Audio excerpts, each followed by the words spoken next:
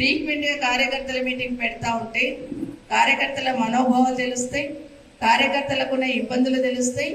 Meeting attend అవుతున్నప్పుడు మనోధైర్యం కూడా పెరుగుతూ ఉంటుంది. నా పార్టీ ఉంది, నా నాయకుడు ఉన్నాడని. కాబట్టి ఫ్రీక్వెంట్గా పెట్టండి అన్నారు. లక్ష్మీనరసింహారెడ్డి గారికి అదే చెప్తాను. ఇక్కడే ఈ డివిజన్కి ఖచ్చితంగా ఇన్ఛార్జ్గా పెట్టుకొని ఖచ్చితంగా 2 నెలలక 3 నెలలక డివిజన్ వారీగా మీటింగ్స్ పెట్టుకుందాం, కార్పొరేషన్ వారీగా మీటింగ్స్ పెట్టుకుందాం. ఒక చిన్న కార్యకర్తకి ఏదైనా చిన్న ఇబ్బంది అయిందంటే 32 డివిజన్లకు సంబంధించిన అధ్యక్షులతో పాటు కార్పొరేటర్లు కూడా పరిగెత్తి అక్కడ నిల్చునేంత గట్టిగా మనం పనిచేస్తున్నాం. చిన్న కార్యకర్తనే కదా, మనమేం పోదామని కాదు.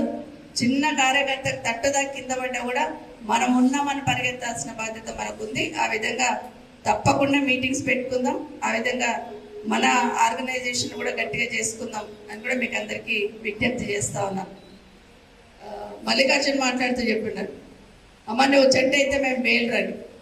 ఆ వేలరకు కూడా చెదలు పట్టకుండా కాపాడుకోవాల్సిన బాధ్యత ఉంటుంది. ఖచ్చితంగా ఆ వేలు ఎంత గట్టిగా ఉంటే చెట్టు అంత బలంగా ఉంటుంది.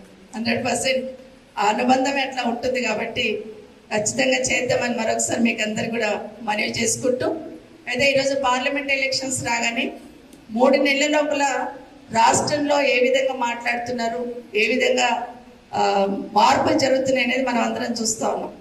10 సంవత్సరాలు కేసీఆర్ గారు అనుకుంటే 10 సంవత్సరాలలో అవతల ఉన్న వాళ్ళని నిజంగా వేధించాలనుకుంటే ఎంతసేపు పట్టేది కాదు.